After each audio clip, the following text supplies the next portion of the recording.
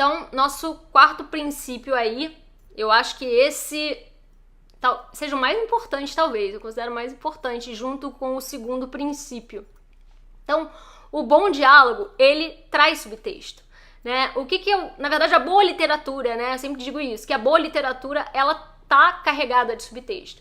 O que é o subtexto? É aquilo, né, que o personagem realmente quer dizer, né, e que fica subentendido nas entrelinhas, no caso do diálogo. E basta a gente parar para pensar na nossa vida, né? A gente é assim na nossa vida, porque nós vivemos num mundo de máscaras sociais, em que a gente precisa estar atuando o tempo inteiro. A gente está atuando no nosso trabalho, a gente está atuando nas nossas relações pessoais. Então, é comum que na vida, no nosso dia a dia, a gente não diga literalmente aquilo que a gente pensa, né? A gente tá sempre circundando aquilo, né? Dando as indiretas, né? Como Os eufemismos. Então, vamos supor, né? Vamos dizer que você esteja numa cena em que duas amigas, né? Jovens de 19, 20 anos, estão conversando e se arrumando para ir para uma festa. Vamos supor uma cena dessa.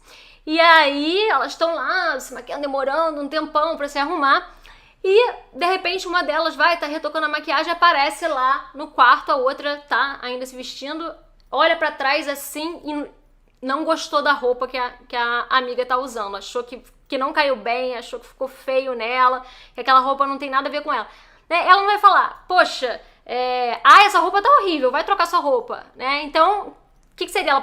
Como que ela poderia dar uma indireta? Achei que você fosse vir com aquele vestido lindo que a gente comprou quando tava no shopping. Essa roupa te deixou diferente, amiga, não sei, parece que encurtou seu... Enfim, você não vai dizer, né, daquela forma mais direta possível, você vai, a menos que seja uma pessoa muito próxima de você, mas pra exemplificar aqui... Eu lembrei uma personagem que faz muito isso, é a mãe do Rodya no Crime e Castigo, a Pulcheria Alexandrovna, que ela sempre é a maior passadora de pano da história da literatura, que a única pessoa que vê aquele maltrapilho como um príncipe. Então, eu lembrei dela. Dos diálogos dela, exatamente, sempre, com Raskolnikov. E o subtexto também, trazendo o Rubem Fonseca, o conto que a gente estava falando, né? Um outro conto que eu gosto muito, e agora eu esqueci o título, mas é sobre uma mulher que exige do namorado que ele tatue o nome dela inteiro, que é Maria Aparecida, no órgão genital dele.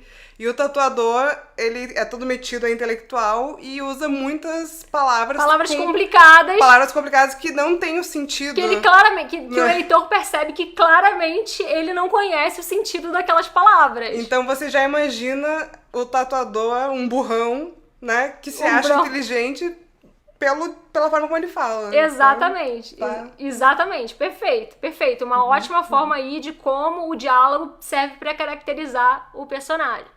Então, um outro exemplo, né? Imagina por exemplo, que nem o livro lá da Eliane Brum, né?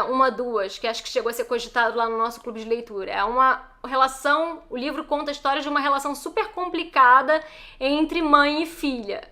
Aí, né, a menina era super castrada pela mãe. Complicado é um eufemismo. Então a menina era super castrada pela mãe, a mãe tava sempre botando ela pra baixo. Então vamos supor, vamos pegar esse exemplo, vamos imaginar uma situação assim, uma cena assim, em que uma mãe que é super castradora e que vive colocando a filha pra baixo, encontrando uma forma de colocar a filha pra baixo. Se você for colocar isso numa cena, né, eu falo, passo o desafio para vocês aqui de fazerem uma cena mostrando essa dinâmica entre mãe e filha. Ficaria muito pobre se ela parecesse, nossa, você tá ficando gorda, você tá ficando cada vez mais feia. Né, e fica forçado, o texto fica pobre, fica artificial. As pessoas não falam dessa maneira, as pessoas são mais sutis, elas são mais cruéis na maneira de colocar. Então o que ela vai dizer? Ela vai falar, nossa, o frio e o café de Londres, a menina acabou de voltar de uma viagem de Londres, sempre faz a gente comer mais, né? Como que pra dar uma alfinetada nela ali, na filha adolescente. Então... isso é isso que a gente chama de entrelinhas, né? Então, um diálogo que não tem entrelinhas, que existe apenas para afirmar ou para reafirmar o que o leitor já percebeu, né? No caso, uma dinâmica complicada entre mãe e filha. O leitor já percebeu aquilo. Se o diálogo serve só para reafirmar aquilo, sem acrescentar nada, sem colocar nenhum subtexto, esse diálogo fica fraco e não segura o leitor.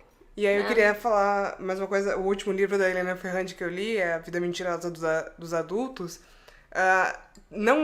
Os diálogos com o pai no início eram mais importantes, então eles existiam.